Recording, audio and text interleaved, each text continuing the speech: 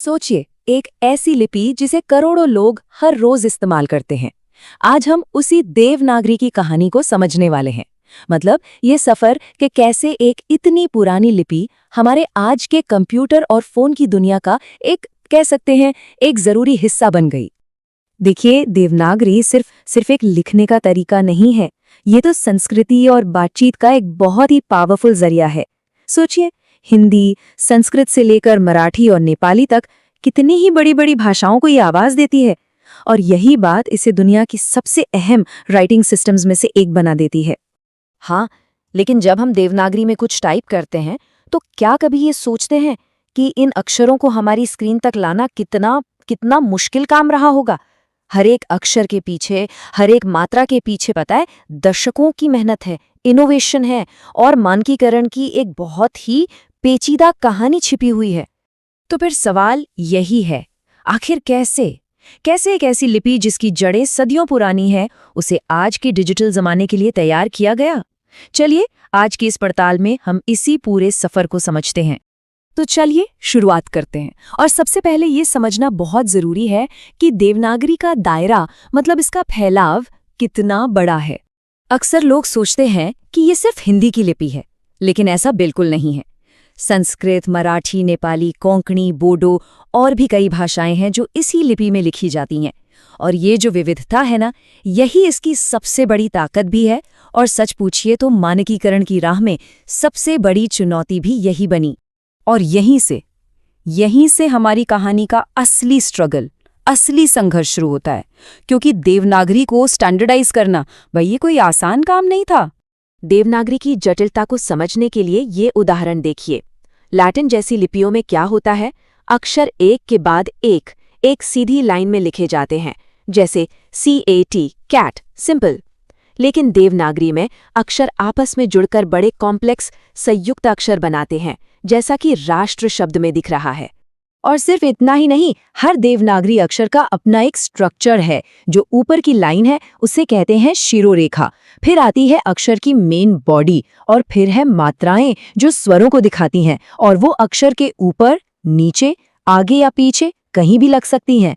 अब जरा सोचिए, इस पूरे स्ट्रक्चर को डिजिटल रूप देना ये अपने आप में एक बहुत बड़ी टेक्निकल पहेली थी।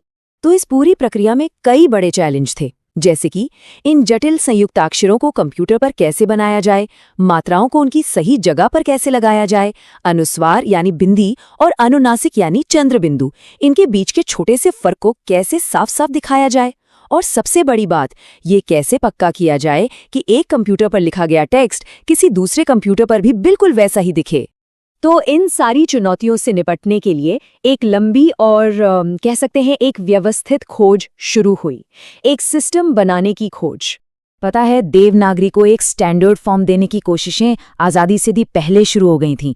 1935 में नागरी लिपि सुधार समिति बनी, फिर 1947 में आचार्य नरेंद्र देव समिति, और फिर 1966 में शिक्षा मंत्रालय ने मानक देवनागरी वर्णमाला पब्लिश की। मतलब दशकों तक ये सफ़र चलता रहा, जो आखिरकार 2012 में जाकर पूरा हुआ, जब भारतीय मानक ब्यूरो ने IS 16500 यानी इसका ऑफिशियल स्टैंडर्ड जारी किया।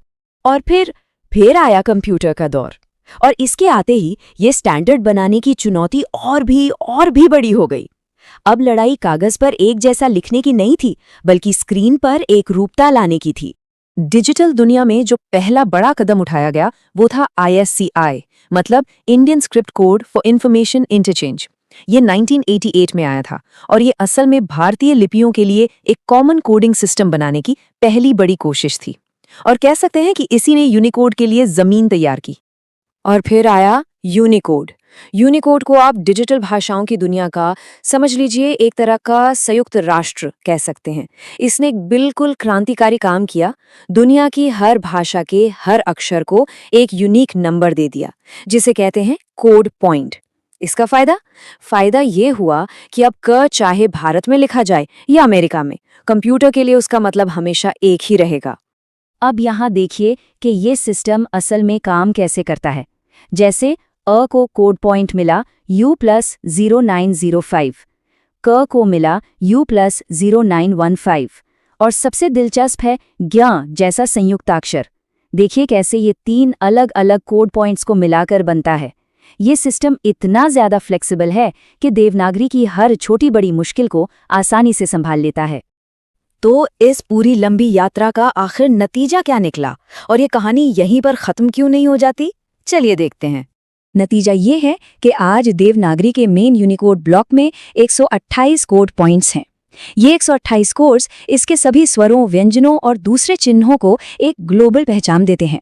और ये एक बहुत बड़ी कामयाबी है, एक ऐसी कामयाबी जिसने एक प्राचीन लिपि को भविष्य के लिए पूरी तरह से तैयार कर दिया।